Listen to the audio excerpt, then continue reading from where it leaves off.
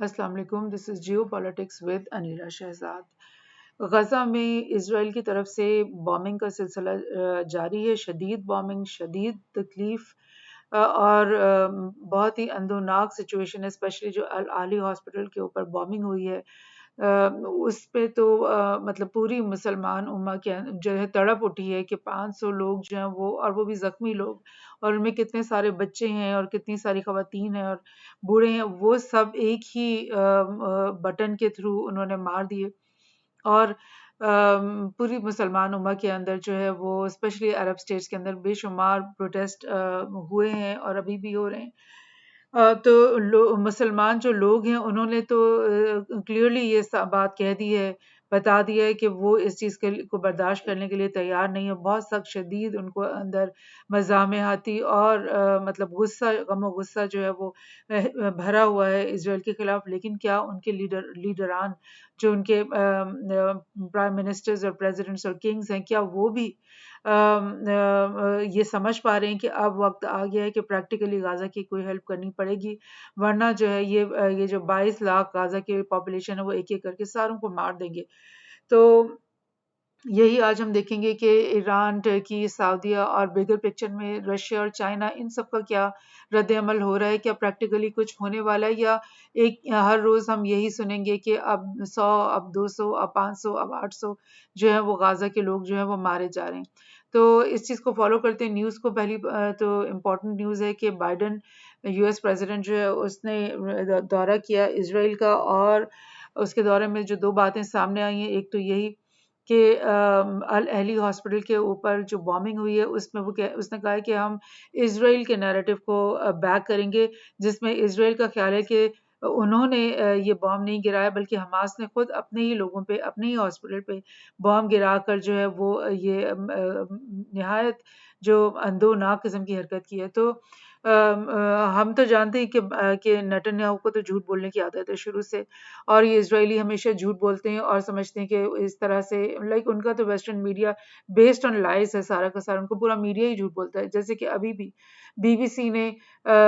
ये कहा है कि उन्होंने जो वीडियो फुटेजेस उनको मिली है उसके ऊपर इन्वेस्टिगेशन करते हुए ये उनको समझ में आया है कि एक बॉम्ब जो है गाजा के अंदर से ही चला है और गाजा में ही गिरा है। अब क्या हम कह सकते हैं कि ये फुटेज जो वो बीच में लगा रहे हैं वो उसी दिन की है, या उसी बिल्डिंग की है, या कुछ और है, या क्या हो रहा है। मतलब ये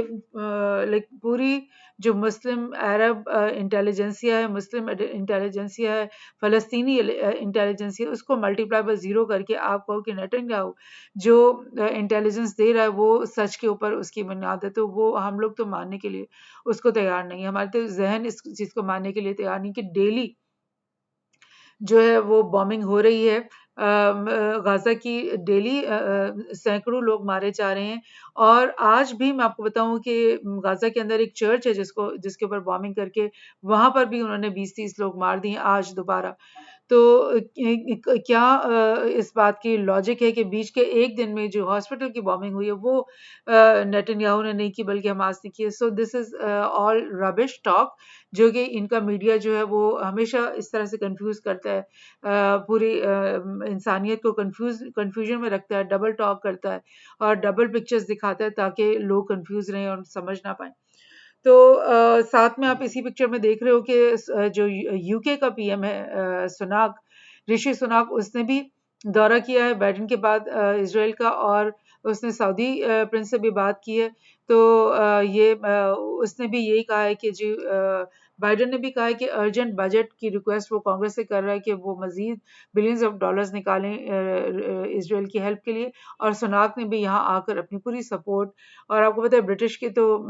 क्या हिस्ट्री में आपको बताऊं कि ब्रिटिश ने ही तो बलफोर्ड एग्रीमेंट साइन किया था, और ब्रिटिश ने ही तो वादा किया था यहूदियों से कि हम तुम्हें यहाँ पर इसराइल के पैलेस्तीन के बीचों बीच एक मुल्क बना के देंगे, और वहाँ पर तुम एक गोया के नासूर बन के मुसलमान दुनिया के दिल के अंदर जो है वो फंसे रहोगे, और एक कांटा बन करके हमेशा हमेशा के लिए वहाँ पे मौजूद रहोगे। तो उसी चीज़ को शायद उसने उसकी का अयादा करने के लिए दोबारा नेतन्याहू से मुलाकात की है सुनाक ने, उसने यकीनन उसको यकीन दिलाया होगा कि तुम्हारे साथ हम हमेशा खड़े हैं और तुमने जितने मर्जी पैलेस्टीनियंस को मारना है, जितना मर्जी तुमने गाजा के लोगों को बॉम्बिंग करनी है, उनके साथ जो भी जुल्म करना है तुम करते रहो, और हम जो है वो मिडिल टॉक करके और विश वॉश करके मीडिया में जो है ना तुम्हें प्रोटेक्ट करते रहेंगे। सो दिस इज व्हाट्स ये उनका नैरेटिव क्या चल रहा है। बहरहाल ये जो ऋषि सुनाक है, इसने सऊदी प्रिंस से भी बात की है, और सऊदी प्रिंस ने उसको साफ तौर पे कहा है कि ये जो गाजा के ऊपर अटैक तुम लोगों ने किया है, ये बहुत ही हीनियस, बहुत ही बुरा और मतलब नाकाबिल बर्दाश्त किस्म का अटैक है। सऊदी अरब का जो पोजीशन है इस पूरे मामले में, वो मैं आपको बताऊं कि एक पॉजिटिव पोजीशन है, क्योंकि सऊदी की यूएस के साथ और वेस्टर्न ममालिक के साथ कई दिहाइयों से बहुत ही अच्छी रिलेशनशिप चल रही है, और सऊदी के लिए ये बड़ा मुश्किल है कि वो एकदम से उनके खिलाफ जो है वो जंगी किस्म की पोजीशन इख्तियार कर ले। तो लिहाजा सऊदी के लिए यही कहना बहुत बेहतर है कि वो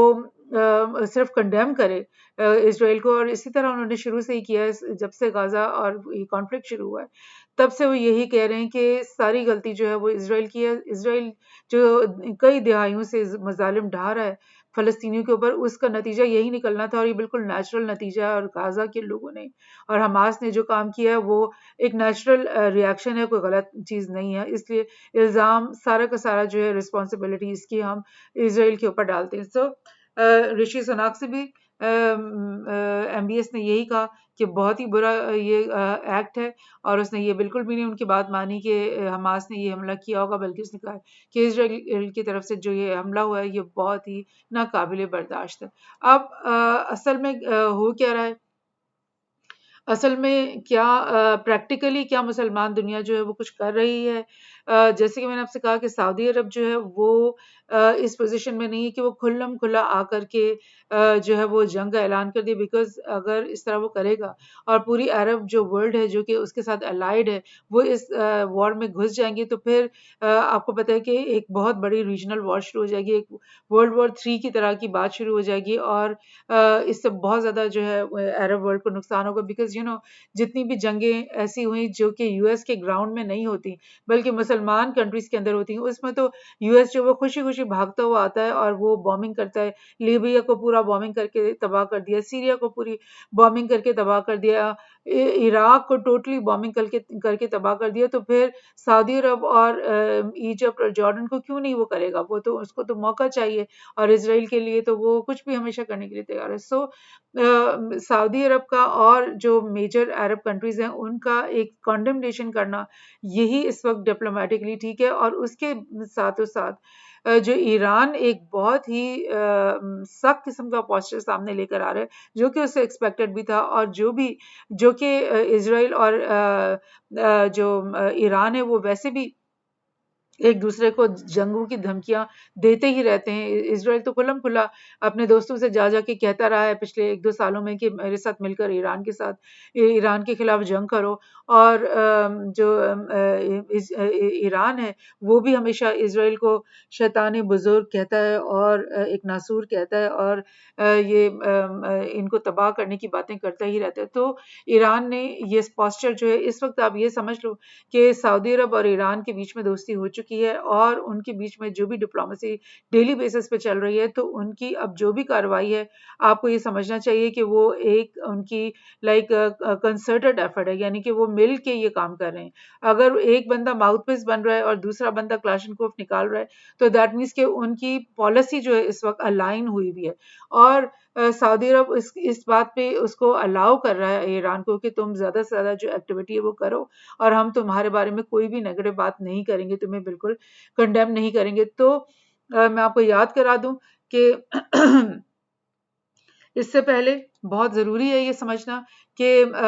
इराक और सीरिया में जो अरब स्प्रिंग के सिलसिले में वॉर चल रही थी, इराक में तकरीबन 10 से 15 साल इनकी ऑक्यूपेशन रही यूएस फोर्सेस की, सीरिया के अंदर इनकी फोर्सेस अभी तक बैठी हुई हैं, और इवन इराक में भी कहीं कहीं स्पॉट्स में यूएस के बेस बने हुए हैं और वहाँ पे वो बैठे हुए हैं। तो कैसे इनको निकाला गया यहाँ पर, एक तो ईरान के ने अपनी जो शिया मिलिशियाज हैं उनको तैयार कर करके पूरे इराक में फैलाया और वहां से उन्होंने एक एक करके आईएसआईएस का खात्मा किया, एक एक करके जो है जितने भी एलिमेंट्स उनको गैर मुल्की दिखाई दिए उनसे उन्होंने मुकाबला करके उस इराक को खाली कर दिया। उसके नतीजे में इराक के अंदर इस वक्त जो है वो एक सिविल गवर्नमेंट है और गो के अभी स्टेबल नहीं है, गो के अभी उनके बहुत इश्यूज हैं, लेकिन फिर भी उन्होंने यूएस का जो यहाँ पर इन्फ्लुएंस है वो निकाल कर बाहर फेंक दिया। और उसके साथ ईरान के साथ इस सारे मामले में टर्की भी उसकी मदद कर रहा था और रशिया भी, यानी कि ये तीनों लाइन होकर ये काम कर रहे थे। और उसके बाद सीरिया में भी उन्होंने यही कहा कि वही मिलिशियाज जो इराक में काम करते थे वो सीरिया में भी एंटर करवाए गए और बशार अल असद की गवर्नमेंट जो कि डेली ऐसा लग रहा था कि आज वो गिरेगा, आज वो मारा जाएगा, उसको उन्होंने स्टेबलाइज किया और उसको बचाया। और सीरिया के अंदर तमाम जो यूएस के बेसिस थे उनको एक एक करके ख़त्म करवाया और अभी दो चंद ही बेसिस यूएस के रह गए हैं सीरिया के अंदर, जो कि जल्द ही इंशाल्लाह उनको भी वहां से वेकेट करना पड़ेगा। तो रशिया की फोर्सेस जो हैं सीरिया के अंदर आ गई और इवन टर्की की फोर्सेस जो हैं वो सीरिया के अंदर आ गई और वो अभी तक वहां पे बैठी हुई हैं। और आप समझ लो कि रशिया की एयरफोर्स इस वक्त काफी हद तक यहाँ पे बैठी हुई है सीरिया के अंदर और इवन टर्की की भी फोर्सेस। तो अगर हिजबुल्ला लेबनान के बॉर्डर के साथ और सीरिया के बॉर्डर के साथ इसराइल को इस वक्त तंग करना शुरू उसने कर दिया है, तो हिजबुल्ला को डेली बेसिस पे रशियन फोर्सेस और टर्किश फोर्सेस और सीरियन फोर्सेस और इराक की जो कमक है या एमुनिशन है वो एक एक दिन में डेली बेसिस पे पहुंच सकती है। और ताज़ा तरीन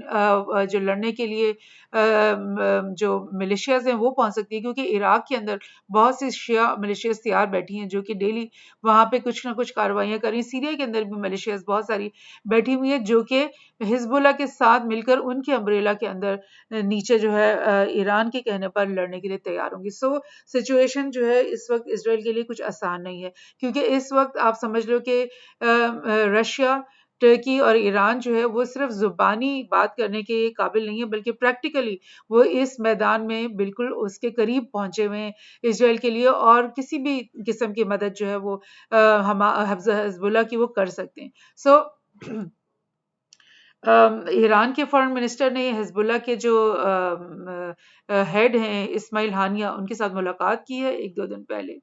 और उन्होंने कहा है कि Iran warns Israel of regional escalation if Gaza ground offensive launched. अगर गाजा के अंदर इजरायली फौजें अंदर घुस गईं जैसे कि वो कह रहे हैं और जिसकी कि वो पूरी तैयारी कर रहे हैं और वो गाजा के बॉर्डर के ऊपर जमा हो रही हैं उनकी फोर्सेस, और उनका बिल्कुल ये ऐलान है कि हम किसी भी वक्त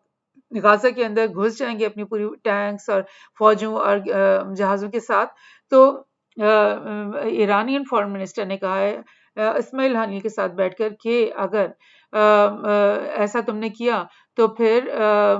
जो रीजनल एस्केलेशन हो जाएगी, मींस टू से कि रीजनल पावर्स जिनमें ईरान, टर्की और आप समझ लो जॉर्डन भी किसी हद तक, सीरिया और इराक, ये सब के सब आ जाएंगे लड़ने के लिए हिजबुल्लाह के साथ मिलकर। और यहाँ से जो नॉर्दर्न बॉर्डर है इसराइल का, वहां पर वो एक मतलब तहलका मचा देंगे। यहाँ से तो वो गाजा के अंदर क्या एंटर होंगे, यहाँ से ऊपर की नॉर्थ से जो है Hezbollah full fledge attack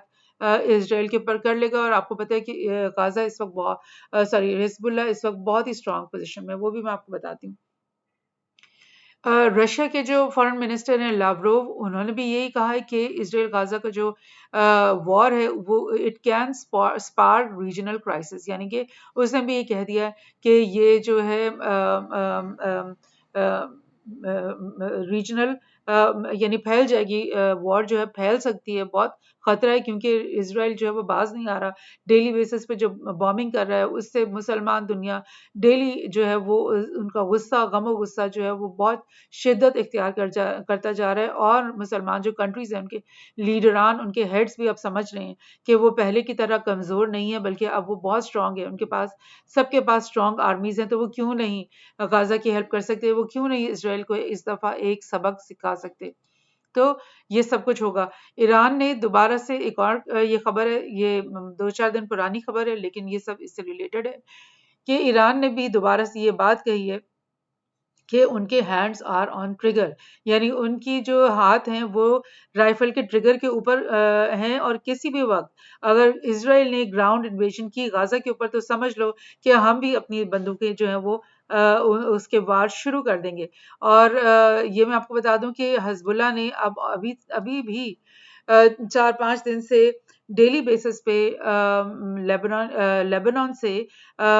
Israel के अंदर बॉम्बिंग का सिलसिला शुरू कर रखा है। इवन सीरिया से कुछ बॉम्बिंग उन्होंने की है, और ज़्यादा उन्होंने लेबनान से बहुत ज़्यादा बॉम्बिंग की है, जिसकी वजह से इसराइल के टैंक्स, उनके कुछ फौजी और काफ़ी लोग जो हैं वो मारे गए हैं। और मैं आपको बताऊं कि इसराइल ने इसी खतरे की वजह से 4 किलोमीटर का जो एरिया है बॉर्डर के ऊपर, वो अपने लोगों को वहां से खाली करवा दिए, सेटलमेंट्स को खाली करवा दिए कि यहाँ से निकल जाओ, क्योंकि हिजबुल्लाह के जो बॉम्ब है वो 4 किलोमीटर तक तो इजीली फायर हो रहे हैं। सो ये सिचुएशन है इस वक्त है। इसकी वजह से मैं आपको बताऊं कि इसराइल को डबल फ्रंट वॉर जो करनी पड़ रही है, तो उसको अपना बहुत ज़्यादा टैंक्स, बहुत ज़्यादा सोल्जर्स नॉर्थर्न फ्रंट के ऊपर अमास करने पड़ रहे हैं, और बाकी गाजा की तरफ यानी कि वो बट गई है। अगर उनके पास 1.5 लाख फौजी है, तो 1.5 लाख में से आधा उसको, आधे से ज़्यादा बल्कि लेबनान की तरफ खड़ा करना पड़ेगा, और और आधा जो है वो हमास की तरफ खड़ा कर पाएगा वो। रशिया के जो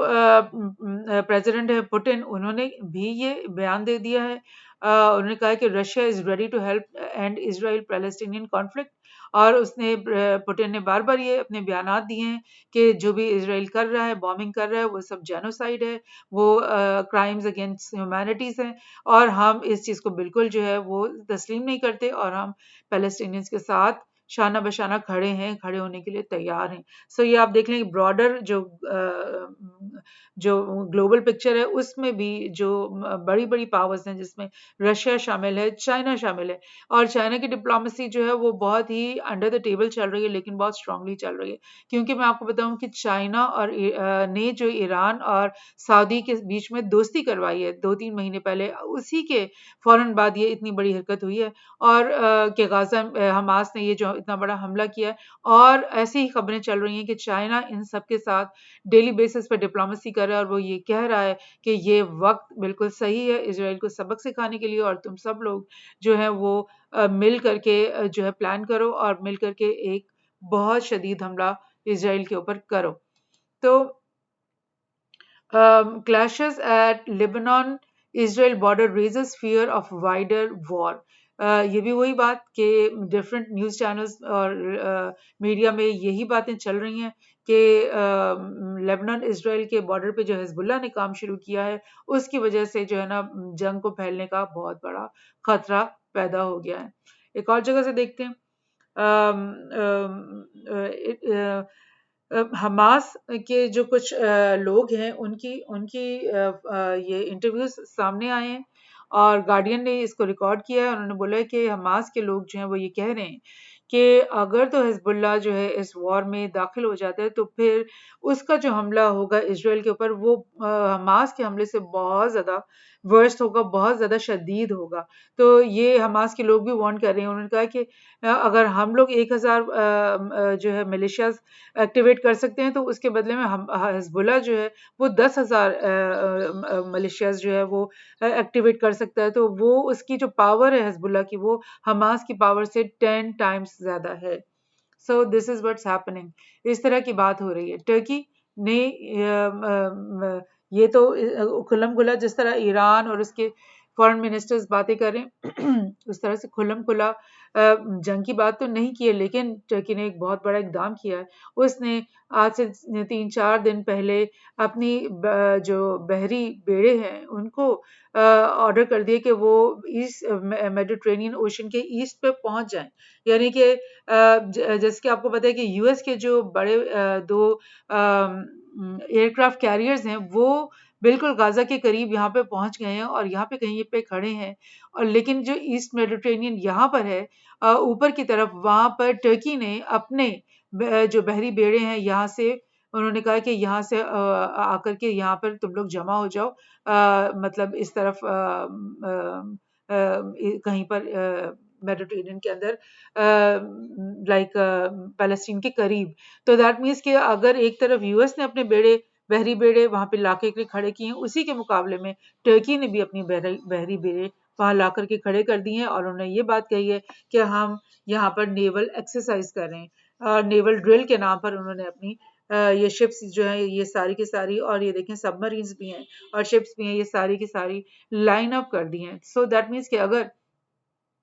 गाजा के अंदर इसराइल ग्राउंड इन्वेजन करता है, और अगर यूएस अपने बहरी बेड़ों के ऊपर से, एयरक्राफ्ट कैरियर्स के ऊपर से कोई इकदाम करता है, तो फिर उस सूरत में ईरान भी मैदान में उतर आएगा, और टर्की भी जो है वो कर देगा अपनी तरफ से कुछ ना कुछ इकदाम शुरू। तो दैट मीन्स कि ये एक वॉर जो है ये यूएस और टर्की और ईरान के बीच में शुरू हो जाएगी, और जो कि ऐसी वॉर है जो कि बहुत ही